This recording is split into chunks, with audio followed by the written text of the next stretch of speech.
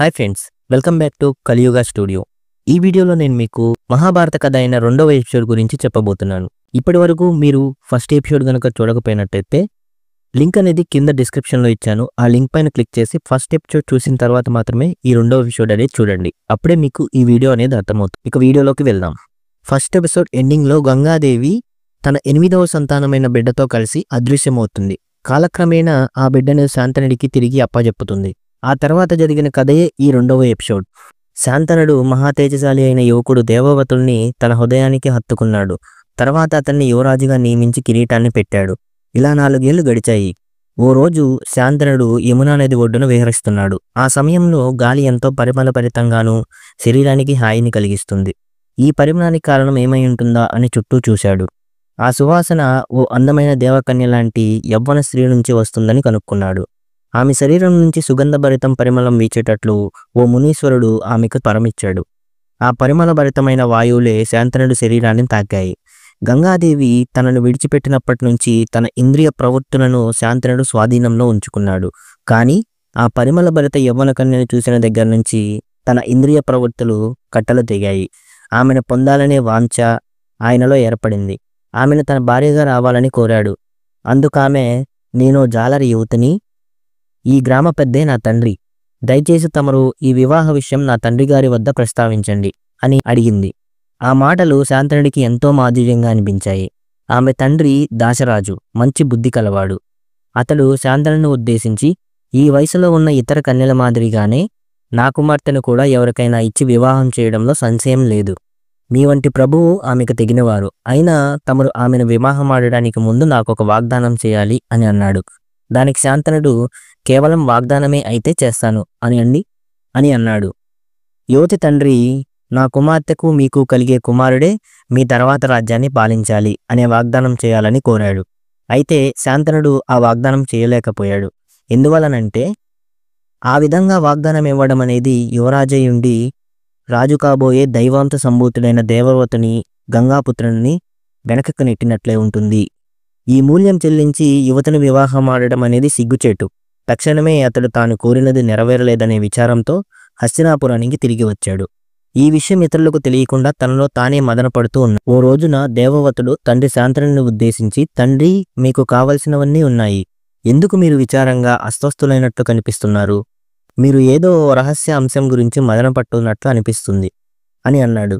దానికి శాంతనుడు, నాయనా, నీవన్నది నిజం. ఎంతో హృదయభారంతో ఆందోళనతో ఉన్నాను. నీవు నాకు ఏకైక కుమారుడివి. నీవెప్పుడూ యుద్ధ సంబంధ కార్యాల్లోనూ శత్రురాజులను జయించడంలోనూ మునిగి ఉంటావు. ఈ ప్రపంచంలో జీవితం అనేది నీటిపైన బుడగ వంటిది. యుద్ధాలు నిరంతరం ఉండేవే. ఏదైనా జరగరాని హాని నీకు జరిగితే మన వంశం అంతరించిపోతుంది. నీవు 100 కుమారులకు సమానం. జ్ఞానులు, వేదవేత్తలు ఏమంటారంటే, క్షణభంగురమైన ఈ ప్రపంచ సృష్టిలో ఏకైక కుమారుణ్ణి కలిగి ఉండటం అతడు లేనట్లుగానే తలంచాలి అని అంటారు. వంశ సంతతిని నిలపడానికి ఒక్క ప్రాణిపై ఆధారపడడం అనేది సరికాదు. అదీకాక మన వంశం వృద్ధి చేయాలనే కోరిక నాకు కలిగింది. ఇదే నా విచారానికి కారణం అని శాంతనుడు చెప్పాడు.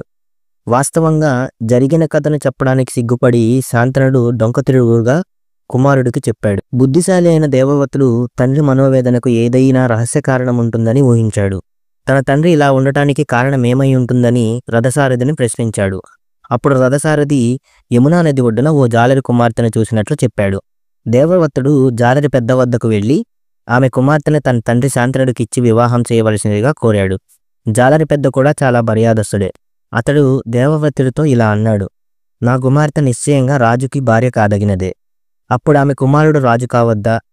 మీరేమో యువరాజులా కనిపిస్తున్నారు. మీ తండ్రి తర్వాత మీరే రాజు అవుతారు. ఈ అంశమే మా కుమార్తెతో మీ తండ్రి గారి వివాహానికి అడ్డుగా ఉన్నది అని అన్నాడు. దేవవతుడు జాలరి పెద్దతో, నేను చెప్పేది వినండి. ఇదే నా వాగ్దానం. నీ కుమార్తెకు జన్మించిన కుమారుడే రాజవుతాడు. ఇది నిశ్చయం. ఇలాంటి కుమారుడు కోసం నాకున్న యువరాజ్యాధికారము, తర్వాత లభించే రాజాధికారము వదిలేస్తున్నాను అని దేవుని సాక్షిగా ప్రమాణం చేశాడు. జాలరి పెద్ద దేవవతుల్ని ఉద్దేశించి, ఓ భారతవీర శ్రేష్ఠుడా, ఇప్పటి వరకు ఏ క్షత్రియ వంశస్థుడు చేయలేని కార్యం నీవు చేశావు. నిశ్చయంగా మీరు మహావీరులు. నా కుమార్తెను మీ తండ్రి వద్దకు తీసుకువెళ్ళండి. యువత తండ్రిగా నేను చెప్పే ఈ మాటలు శ్రద్ధగా వినండి. మీరు సత్యవాకు కలవారు, ప్రతిజ్ఞను నిలుపుతారని నాకు తెలుసు. కానీ మీ కుమారులు న్యాయంగా వారికి చెందవలసిన రాజ్యం గురించి ఊరుకుంటారా? మీ కుమారులు కూడా మీ వలనే గొప్ప వీరులు అవుతారా? వారే రాజ్యం ఉంచుకునే ప్రయత్నం చేస్తే వారిని అడ్డుకునేది ఎవరు? ఈ అంశమే నన్ను బాధిస్తుంది అని అన్నాడు. జాలరి పెద్ద మాటల్లో ఇమిడి ఉన్న కఠిన సమస్యను అవగాహన చేసుకున్నాడు దేవవ్రతుడు. అయినా తండ్రి అభిమతాన్ని గౌరవించదలిసి జాలరి పెద్దతో ఇలా అన్నాడు. ఇదే నా కఠిన ప్రమాణం. నేనసలు వివాహమే చేసుకోను. నిరంతర బ్రహ్మచర్యానికి నా జీవితాన్ని ధారపోస్తాను అంటూ 2 చేతులు పైకి జోడించి చెప్పాడు. వైరాగ్యపూరిత ప్రమాణం చేశాడు దేవవ్రతుడు. దేవతలు దేవవ్రతుడిపై పుష్పవర్షం కురిపిస్తూ భీష్మ భీష్మ అని పలికారు. భీష్మ అంటే ఓ కఠిన ప్రతిజ్ఞ చేసి దానిని తూచా తప్పకుండా అమలు చేసేవాడు అని అర్థం. భీష్మ అనే పేరు ఆ క్షణం నుంచి దేవవ్రతుడికి సార్థక నామం అయింది. మిగిలిన మహాభారత కథను నెక్స్ట్ ఎపిసోడ్స్ నుంచి తెలుసుకుందాం. నా ఈ వీడియో కనుక మీకు నచ్చినట్లయితే లైక్ చేయండి, షేర్ చేయండి, కమెంట్ చేయండి, సబ్స్క్రైబ్ చేయండి. పక్కనే ఉన్న బెల్ ఐకాన్ కూడా క్లిక్ చేయండి. Thank you for watching my video.